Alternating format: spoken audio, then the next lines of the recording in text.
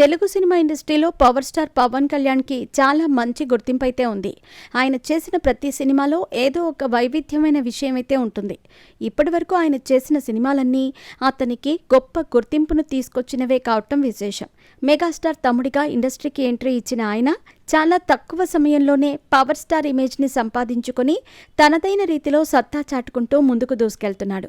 జనసేన పార్టీని స్థాపించి రాజకీయ ఎంట్రీ ఇచ్చిన ఆయనకి మొదట్లో కొన్ని ఎదురు దెబ్బలైతే తగిలాయి. అయినప్పటికీ భయపడకుండా ధైర్యంగా నిలబడి 2025లో జరిగిన ఎన్నికల్లో తన పవర్ ఏంటో చూపించుకుంటూ ముందుకు సాగుతూ ఉండటం విశేషం. ప్రస్తుతం ఏపీ డిప్యూటీ సీఎంగా తన పదవీ బాధ్యతలను కొనసాగిస్తున్నారు. ఇక వీటితో పాటుగా సెట్స్ మీద ఉన్న 3 సినిమాలను పూర్తి చేయాలనే లక్ష్యంతో ముందుకు సాగుతున్నారు. ఇక ఇప్పటికే హరిహర వీరమల్లు సినిమాను జూలై 24వ తేదీన ప్రేక్షకుల ముందుకు తీసుకురావడానికి ముహూర్తం అయితే పెట్టారు.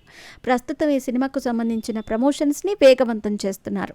అలాగే సెప్టెంబర్ 25వ తేదీన ఓజీ సినిమాతో మరోసారి ప్రేక్షకులను పలకరించడానికి సిద్ధమవుతున్నాడు.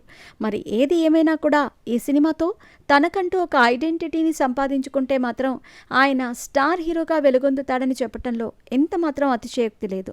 ఇక పవన్ కళ్యాణ్ పాలిటిక్స్లోకి వచ్చిన తర్వాత చాలామంది తన సన్నిహితులను దూరం పెడుతున్నట్టుగా తెలుస్తోంది. నిజానికి బండ్ల గణేష్ అనే కమేడియన్ను తీన్మార్ సినిమాతో ప్రొడ్యూసర్గా మార్చింది పవన్ కళ్యాణ్ గారే.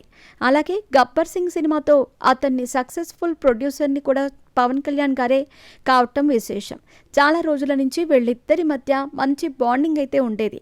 బండ్ల గణేష్ సైతం పవన్ కళ్యాణ్ అభిమానిగానే కాకుండా తన భక్తుడిగా చెప్పుకుంటూ ఉంటాడు. ఇక బండ్ల గణేష్ స్టేజ్ ఎక్కాడు అంటే పవన్ కళ్యాణ్ జపం చేస్తూ ఉంటాడు. పవర్ స్టార్ పవన్ కళ్యాణ్ అభిమానులకు సైతం బండ్ల గణేష్ స్పీచ్ చూస్తే ఆనందం కలుగుతూ ఉంటుంది.